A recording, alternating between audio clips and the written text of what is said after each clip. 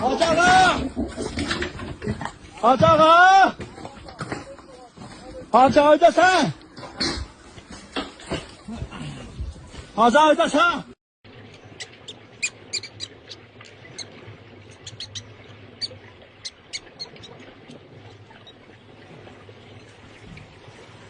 اعوذ بالله، منم ژیدان رژیم که خورده حب جیم در زیرزمین.